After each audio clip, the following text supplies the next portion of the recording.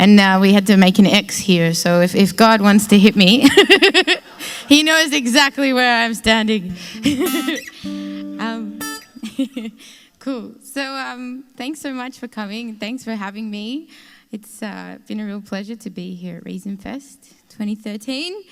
Very cool. Some amazing speakers, very moving. I'm very moved and really in the mood to expand on some of the things I've heard my friends and new friends talk about.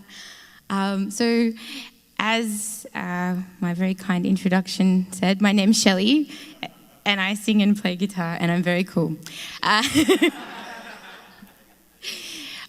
So I'm actually from Melbourne, Australia, and I'm here on tour with my album, an Atheist album. And the first song I'm going to play for you is not mine and not from that album at all, but it's one of my favorite songs to sing, and I think it's really shows the power of music. I find it to be so moving and so motivating. It's a Phil Ox song called When I'm Gone. There's no place in this world where I'll belong when I'm gone, and I won't know the right from the wrong when I'm gone. You won't find me singing on this song when I'm gone. So I guess I'll have to do it while I'm here, and I won't breathe the bracing air when I'm gone. I can't even worry about my cares when I'm gone tonight. I can't be asked to do my share when I'm gone. So I guess I'll have to do it while I'm here. I won't feel the flowing of the time when I'm gone. Oh, the pleasures of life will not be mine when I'm gone. Said my pen won't pour out a lyric line when I'm gone. So I guess I'll have to do it while I'm here. I won't be running from the rain when I'm gone. I can't even suffer from my pain when I'm gone, and I can't say who's to praise and who's to blame when I'm gone. So I guess I'll have to do it while I'm here. I won't feel the golden of the sun when I'm gone. Oh, the evenings and the mornings will be one when I'm gone, and I can't be singing louder than the guns when I'm gone. So I guess I'll have to do it while I'm here. I guess I'll have to do it while I'm here. I guess we better do it while we're here.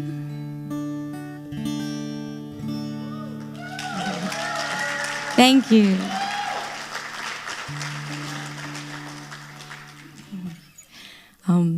I just was remembering that the first time I played that song, I heard it and I thought, I have to learn it and I have to sing it. And I do a bit of music charity work with my old man, and we sing at old folks' homes. And so I pulled out the song and I realized it's probably not very appropriate right now. It's not the most motivating of situations to be playing this song. Anyways. But it's just, music is so powerful and has this way of getting our opinions across in a way in which we can't be interrupted in an argument. I can talk for 3 minutes and no one can interrupt me. So that's how I feel about this song that I'm about to play for you. It's a response to a discussion that I have very often with people when, and we've talked about it at this festival, which is how do you know how to be a good person without God, and how can you have any morality or sense of right or wrong without God's objective morality. And this is my 4-minute uninterrupted discussion of that. This is called My Morality.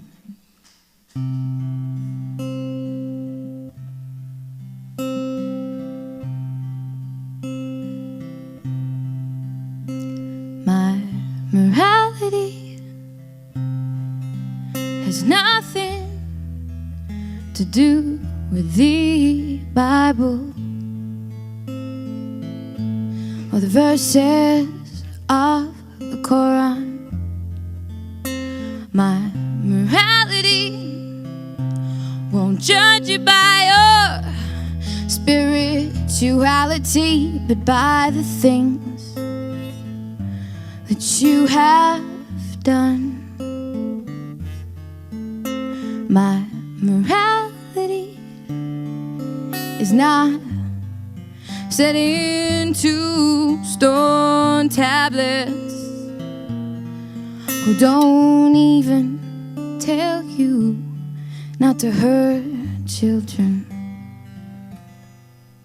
My morality is not dictated by a deity. It's developed from empathy, dependence, and love.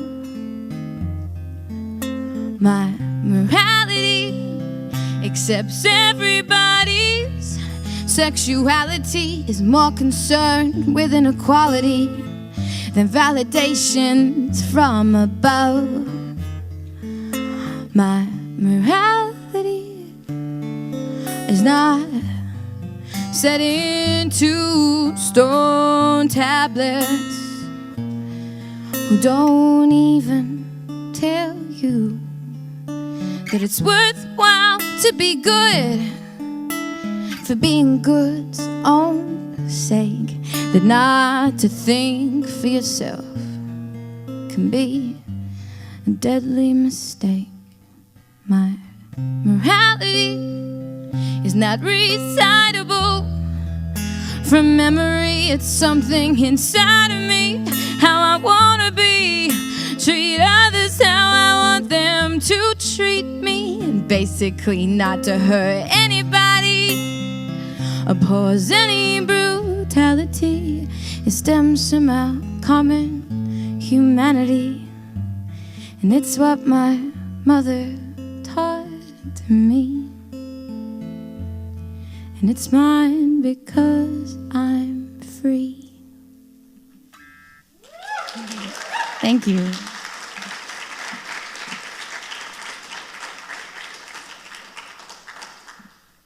Cheers, thanks. So I actually grew up and learned in a Jewish family. And I learned to play music in my father's Jewish wedding band. So I'm a bar mitzvah singer. I never expected to be doing this. But I'm so glad that I am, and I'm so glad that I had the people around me who had the patience to discuss issues with me and to try and show me the value of science and reason, and it has made a big difference in my life. I had a pretty liberal religious upbringing, like almost reform type of Judaism at home and in school. I went to a Jewish school. But we went to an Orthodox synagogue, which my father is the president of in Melbourne. And so we had the gender segregation. So the women would sit upstairs, and if you couldn't make it upstairs, you'd sit up the back with a curtain in front of you. And women are not allowed to be in the leadership positions. All the rabbis are men, and we can't lead the service. We're not even allowed to sing. A woman's voice is not allowed to be heard by ultra-Orthodox Jewish men because it's too arousing. Which we can all agree that that's true. And if anyone needs to leave now, I totally understand. But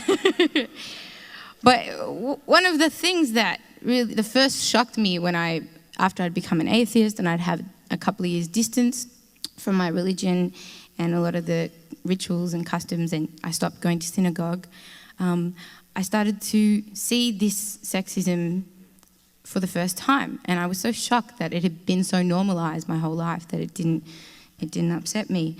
So this next song is based on my experiences as a woman in Judaism, but also from hearing other women talk about their experiences as women in religion, and also hearing a lot of them defend the position and the way that Scripture describes them as being second-class citizens and being submissive. This song is called Eve.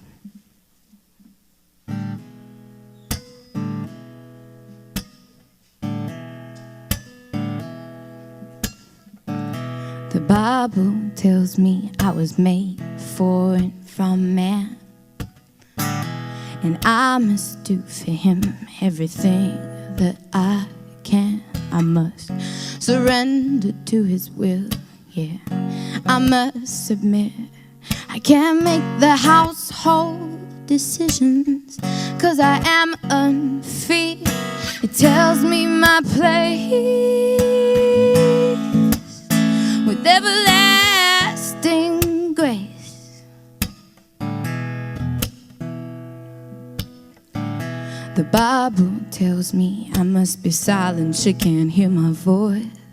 My role has been divinely defined, and I have no other choice. I may not be a teacher of man, I must cover up my shame. These are the laws of the one who in vain I cannot name. He tells me my place with everlasting grace. And my punishment for wanting to learn is a painful birth from which I may not return. The Bible tells me that I am unclean, I am impure, you cannot touch me, and it has nothing to do with where I've been. It is part of who I am. It is because I corrupt man I was asking for, and just by being a woman, he tells me my place with everlasting grace. And my punishment for wanting to learn is a painful birth from which I may not return. The Bible tells me I was made for and from man, and I must do for him everything that I can. I must surrender to his will, yeah. I must submit. I can't make the household decisions, 'cause I am unfit. It tells me my place with everlasting grace. Yeah, it tells me my place with everlasting grace.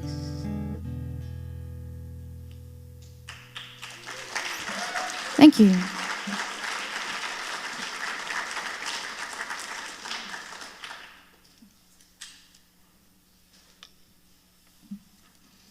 Cheers. I was doing a show a couple of weeks ago, and I was introducing that song, and I said, it's 2012. We shouldn't be treating women like second-class citizens. And everyone's like, no, it's 2013. I was like, it's even worse. We're even more behind.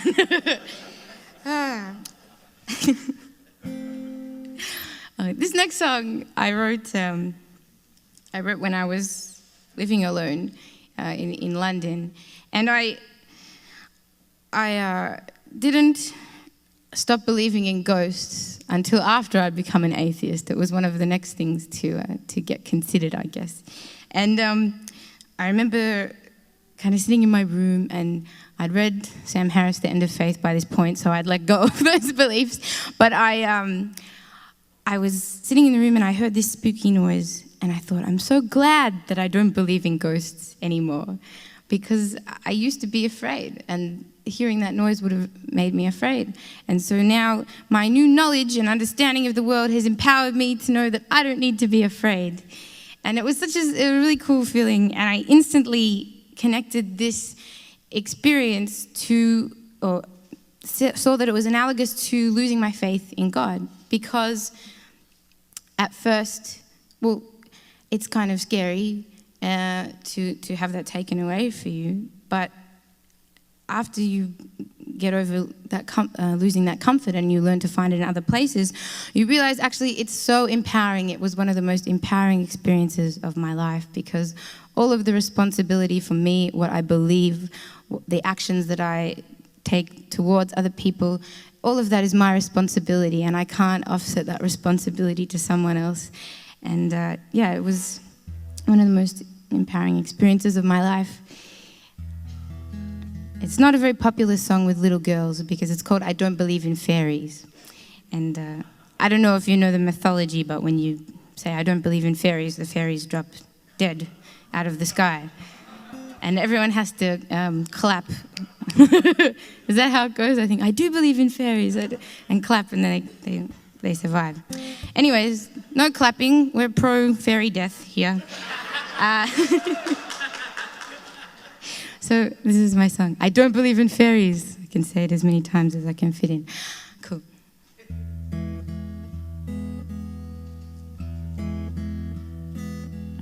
I don't believe in fairies. I don't believe in ghosts. I don't believe in vampires hungry for our throats. I don't believe in demons or witches that can fly. I don't believe in dragons. I think they're all a lie. So when I'm in the dark, I'm not afraid. I'm not afraid of creations imaginations have made. I don't believe in Jesus.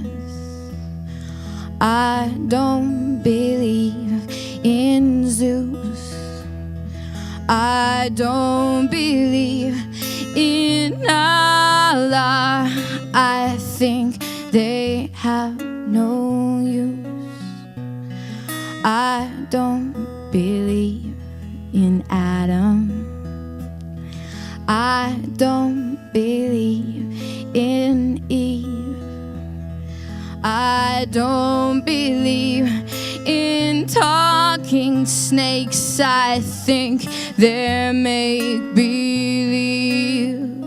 So when I'm in the dark, in a dark place, in a dark place, I know it's only me and what I face.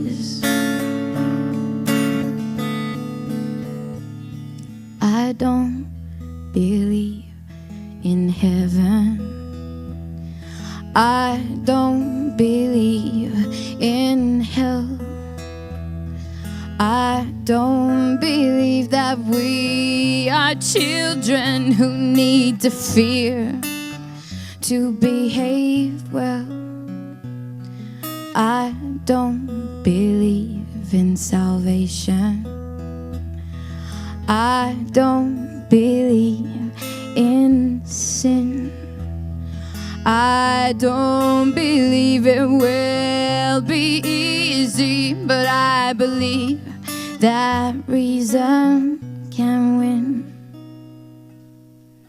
So when I'm in the dark, I'm not afraid, I'm not afraid of creations imaginations have made. When I'm in the dark, in a dark place, in a dark place, I know it's only me and what I face.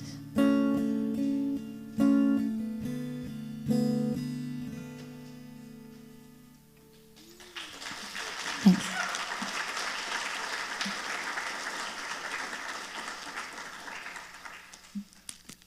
Thank you. Cool.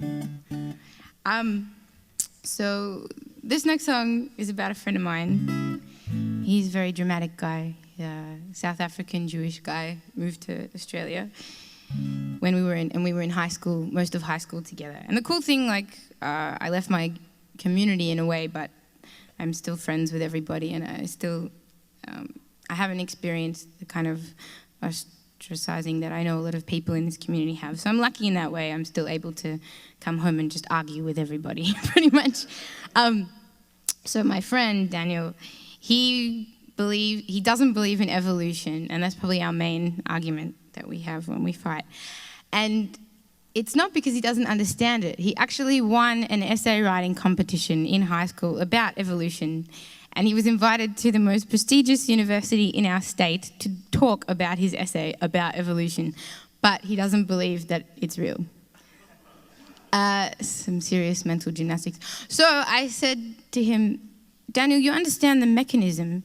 Surely you can look at the evidence and see that it's there and then just accept that this is reality. And he said, Shelley, I don't want to look at the evidence. I already suspect my life is meaningless and I don't want it to be confirmed. I was like, I'm writing a song. That is a phenomenal line. So I made this song for him. And it's about somebody that's holding on to a belief, not for its truth value in any way, but because of the comfort that it brings them. And it's called House with No Walls.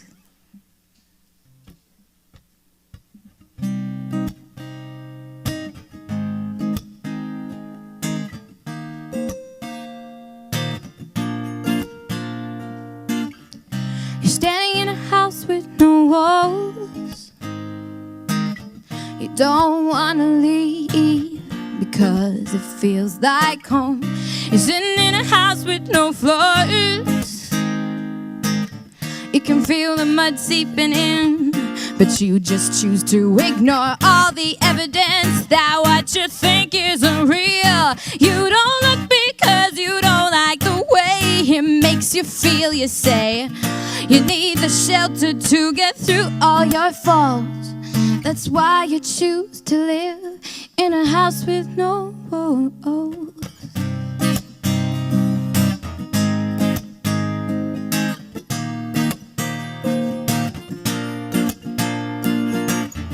You're wearing the emperor's new clothes. You think they'll protect you from the world, but how can you be sure you're wearing anything at all? And even when the others tell you that your raincoat is worth more than all the evidence that what you think is unreal, you don't look because you don't like the way it makes you feel. You say you need the shelter to get through all your faults. That's why you choose to live in a house with no walls. Why don't you build your shelter from the things we know? All the outdated dogma, just let it go. Why don't you build your shelter from the things we know? All the outdated dogma, just let it go. Oh, you're standing in a house with no walls. You don't want to leave because it feels like home. You're sitting in a house with no floors. No, no, no. You can feel the mud seeping in, but you just choose to ignore all the evidence that what you think isn't real. You don't look because you don't like the way it makes you feel. You say you need the shelter to get through all your faults. That's why you choose to live in a house with no holes. Thanks.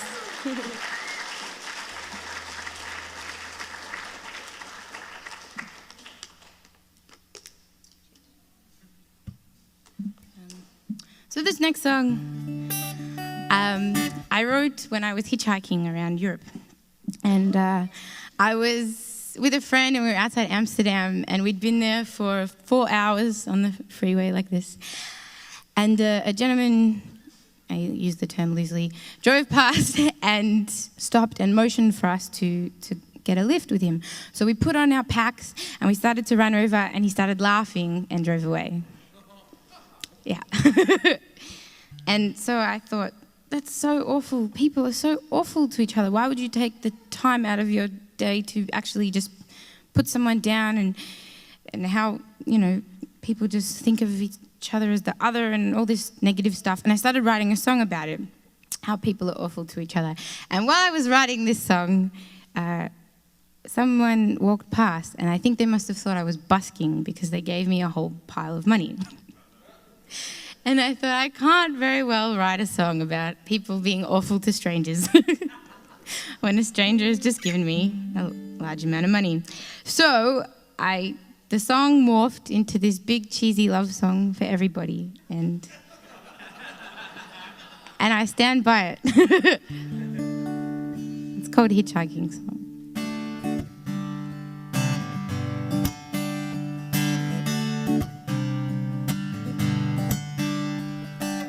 Why can't we live in a world where I can hold out my hand? You can take me for a ride, and I can do the same for you. And we both know we're on the same side, but I've been sitting on the ground. Maybe it's just my dreads are a little out of shape, cause you've got a pretty nice car with a pretty nice shoe on the gas pedal, making an easy escape. And when did it start to feel like everybody's in some kind of a war? Like if you're not of the same age, don't come from the same place or the same race, then what are you even asking for?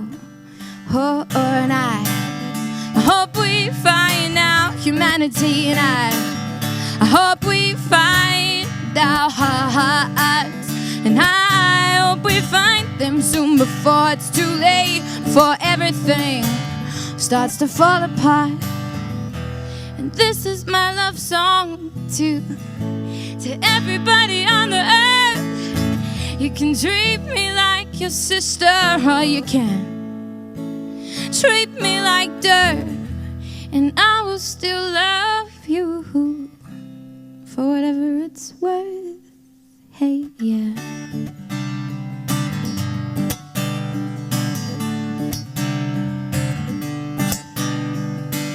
What makes us think that we own this world? I can come to your country, so why can't you come to mine?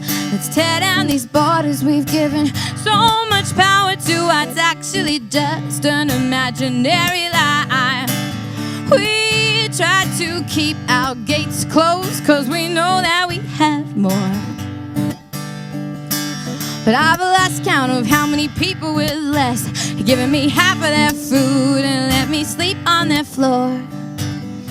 And oh, I've hoped that deep down we are willing to share We've spent so many years teaching ourselves how to look away. Maybe we've forgotten how to care. And I hope we find our humanity, and I hope we find our hearts, and I hope we find them soon before it's too late, before everything starts to fall apart. And this is my love song to everybody on the earth. You can treat me like your sister, or you can treat me like dirt, and I will still love you for whatever it's worth. Thanks.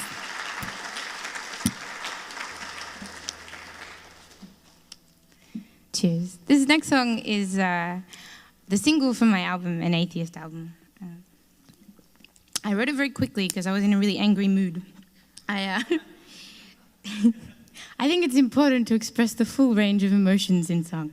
And I wrote this song after I had a conversation with a street preacher in my neighborhood, and he told me that I was going to hell. And I was going to burn forever. Very nicely, he told me. And yeah, I was quite angry that someone is taking the time to come into my world and approach me and tell me how I should live my life. And if you're going to do that, I'm going to ask you, how do you know what you're saying is true? How do you know what you say you know? And the song is called Saved.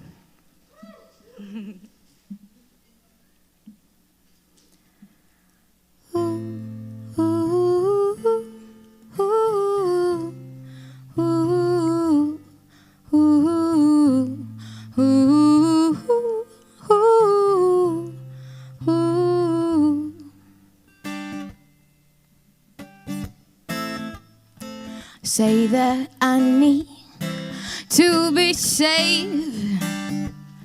Say with me, the devil's got his way. I want to know how when you are praying, when you are doomsdaying, how you think you know that someone is listening to what you are saying. And so you think that you could tell us how to live our lives, never questioning the source from which your moral core derives. You think that suffering is part of some great plan that's been devised. I wonder when we'll be rid of your lies.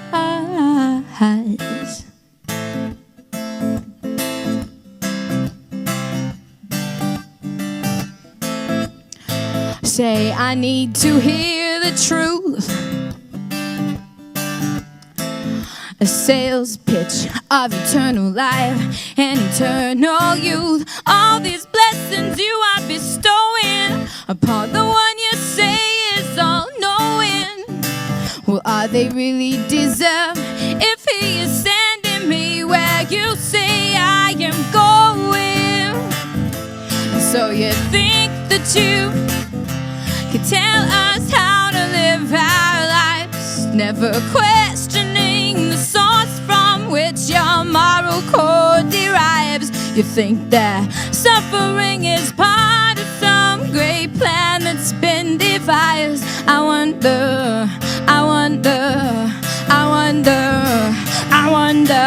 what will it take for you to start opening your eyes, to start questioning the bullshit everyone around you buys. You think it's any of your business what goes on between my thighs. I wonder when we'll be rid of your lies. And so you think that you can tell us how to live our lives, never questioning the source from which your moral core derives. You think that suffering is part of some great plan that's been devised.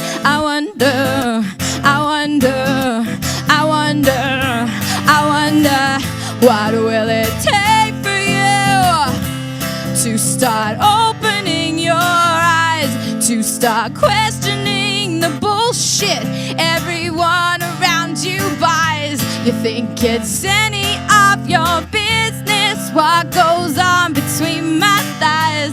I wonder, I wonder, I wonder, I wonder, I wonder, I wonder when we'll be rid of your lies.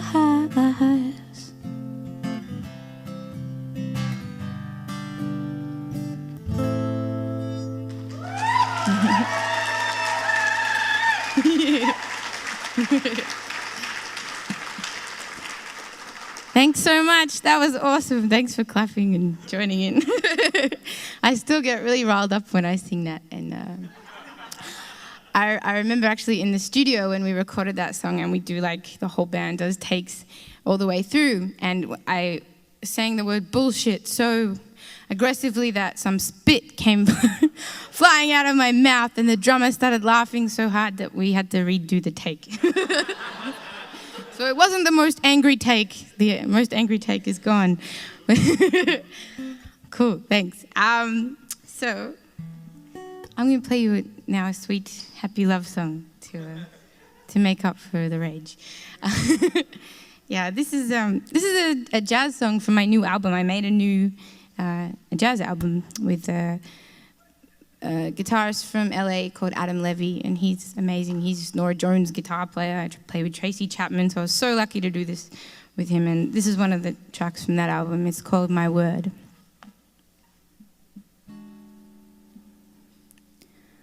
My word, my word, my word. I give you my word. On it you can build your dreams. I give you my word. Sewn back together at the seams. I give you my word. Ain't never gonna be no diamond ring, but honey, my word, yeah, it's the strongest thing. I wanna tell you in a beautiful, complicated way, to show you how it feels.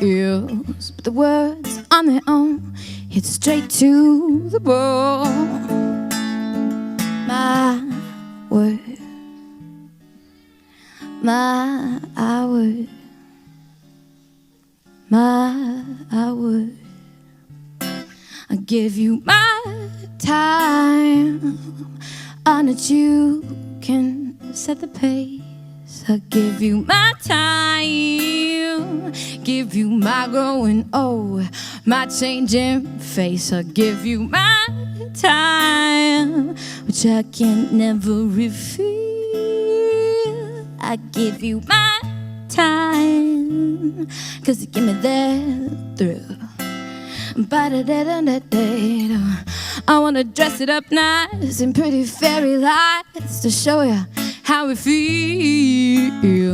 But the words on their own hit straight to the bone. My word, my word, my word.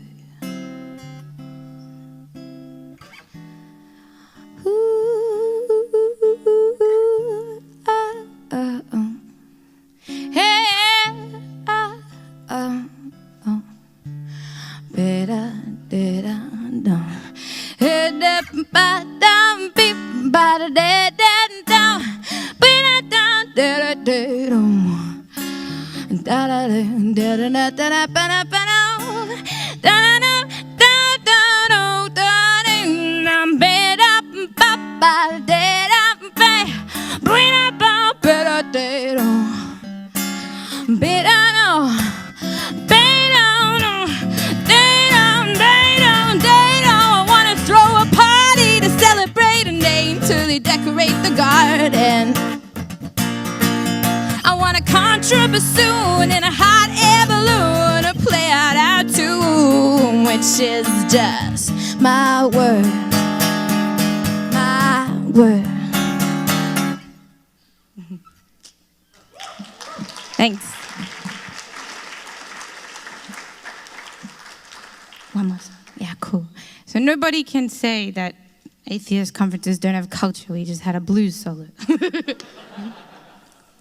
We don't sit around and just say, there's no God. That's what people say. What's your album about? It's just me going, there's no God.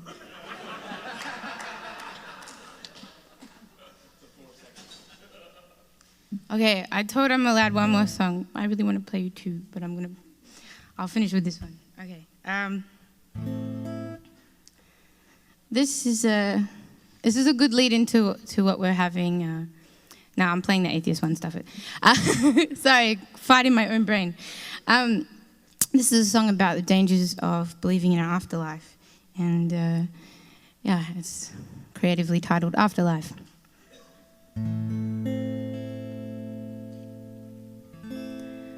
Follow the guidebook for an afterlife.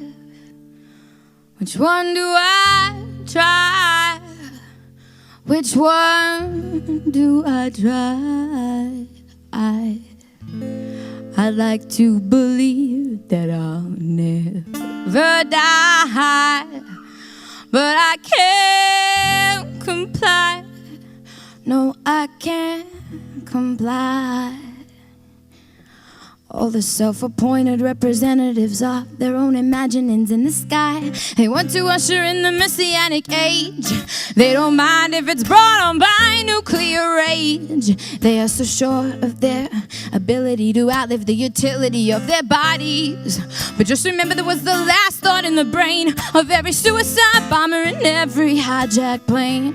Follow the guidebook for an afterlife. Which one do I try? Which one do I try? I'd like to believe that I'll never die, but I can't comply. No, I can't comply.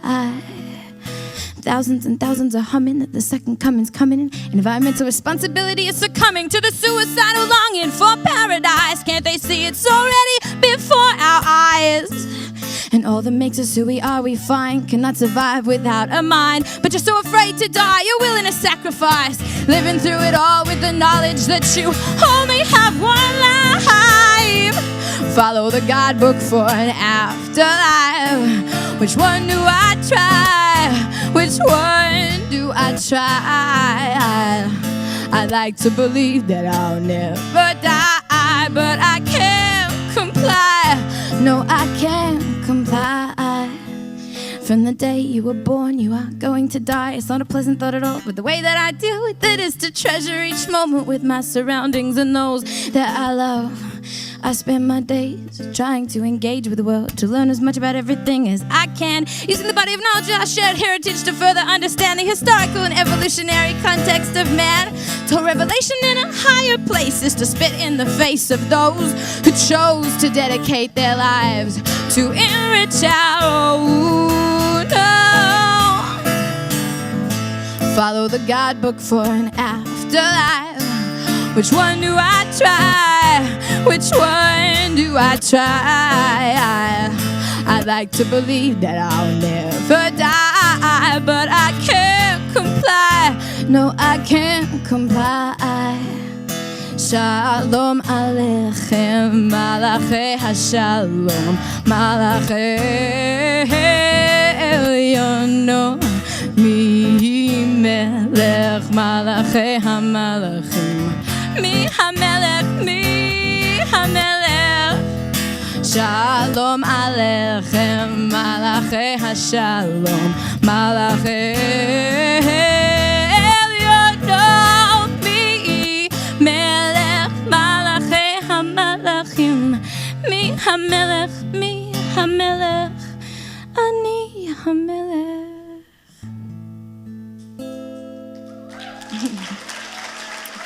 Thank you so much, guys. And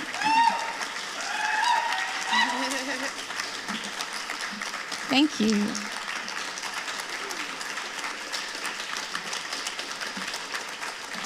It's cupcake time. You were great, Shelley. Thank you so much. Shelley Segal, everybody. By the way, she has CDs for sale just across the hall if you're interested. Yeah, go buy all of them. And we're going to set up for the Godless Pervert Story Hour, so get ready. Go get another cupcake. We'll have it ready.